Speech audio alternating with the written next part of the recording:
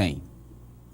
A novidade vai permitir que pessoas infectadas comecem o tratamento logo após o diagnóstico, o que vai evitar complicações e outros problemas no futuro.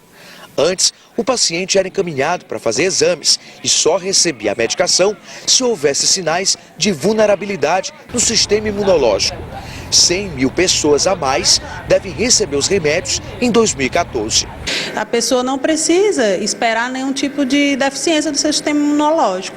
Ele sendo diagnosticado com HIV e conforme o acompanhamento do infectologista, ele já pode fazer o tratamento antes de ter algum problema no sistema imunológico, né, para prevenir e ele realmente reagir melhor e o enfrentamento da epidemia ser melhor positivo. De acordo com o Centro de Testagem e Aconselhamento, de 2007 a novembro deste ano, foram registrados no Piauí 2.811 novos casos de HIV. De acordo com a pesquisa, o perfil da maioria é homens com idade de 20 a 30 anos que se declaram heterossexuais, com baixa escolaridade e classe social. De acordo com o Ministério da Saúde, existem hoje no Brasil 608.320 pessoas soropositivo. O governo acredita que o ideal é antecipar o tratamento, antes do paciente ter a imunidade reduzida. Belina é um exemplo que o tratamento correto faz toda a diferença.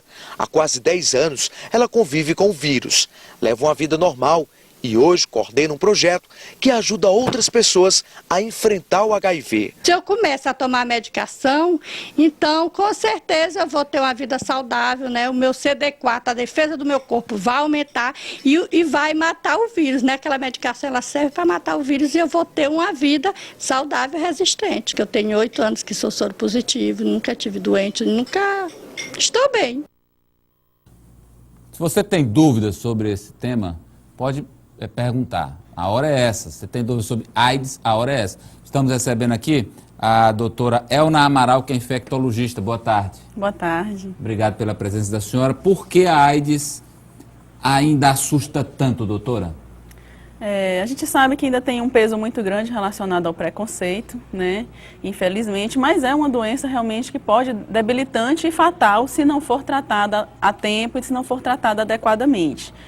Então, não deixa de ser realmente uma doença preocupante. Hoje ela é classificada como uma doença crônica, assim como é o diabetes ou hipertenso, já que ela tem um controle muito bom, mas continua sem cura. Ou seja, se você deixar de usar... A mortalidade ainda é grande? É grande, tem diminuído muito por conta da terapia antirretroviral, mas continuamos tendo taxas relativamente elevadas, principalmente pela falta de acesso ao teste no tempo adequado, né? Principalmente nos locais mais distantes, que tem mais difícil acesso à saúde. Então, eles demoram a fazer a testagem, é o caso do Amazonas, né? Aqui no Piauí, alguns locais mais distantes, a região norte do país, que muitos vêm para cá, para o Piauí, a gente pega muitos casos de pacientes que chegam graves, por não ter tido uma oportunidade anterior de fazer o teste com mais precocidade e ter acesso ao tratamento a contento, né, a tempo. Tem muitos soropositivos, como essa senhora da matéria que apareceu, ela disse que há 8 anos convive com a doença, mas que nunca ficou debilitada. Tem muitos casos desse tipo também? Tem muitos casos. Inclusive, a gente tem aumentado a quantidade de pacientes soropositivos no Brasil exatamente por conta disso, porque eles estão morrendo menos, né, porque estão tendo acesso à medicação e aqui o sistema fornece a medicação de forma gratuita e isso dá acesso a todos, independente da classe social, das suas condições, né, econômicas. Então, a gente tem mantido muitas pessoas vivendo a longo prazo, com qualidade de vida, e embora nós tenhamos casos novos chegando, eles não estão mais morrendo. Então, no geral, você vai tendo um aumento nessa quantidade de pessoas soropositivas. Tem uma coisa que me preocupa, doutor, o seguinte, a pessoa acha assim, bem, hoje tem medicamento para o controle e tal, ou seja, menos gente está morrendo de AIDS, e aí cai a prevenção. O senhor tem observado isso? E aí a minha pergunta, ainda há grupos de risco? Na verdade, hoje a gente nem coloca mais o termo grupos de risco. A gente tem determinados comportamentos que favorecem mais você adquirir o vírus. Por exemplo, homens que fazem sexo com homens, profissionais do sexo, usuários de droga injetável, eles com certeza têm uma probabilidade maior de adquirir o vírus. Por que o sexo... entre dois homens, a probabilidade é maior do que do sexo do homem com a mulher? É porque quando a relação entre dois homens, né, principalmente o sexo anal, como ele é praticado, ele aumenta o risco de lesões, né, não é o sexo convencional, e ele tem um risco aumentado de lesões, e esse contato do esperma com o sangue é que faz a transmissão. Isso então, esse trauma maior favorece, aumenta a chance de transmissão. Então, doutor, né, aumenta a chance de transmissão também, por exemplo, do homem com a mulher se faz o sexo não convencional. Não convencional também. Embora a mucosa vaginal ela esteja mais predisposta, né, à relação do que a mucosa anal, por exemplo, mas mesmo assim é mais fácil o homem passar para a mulher do que a mulher para o homem, exatamente por conta disso.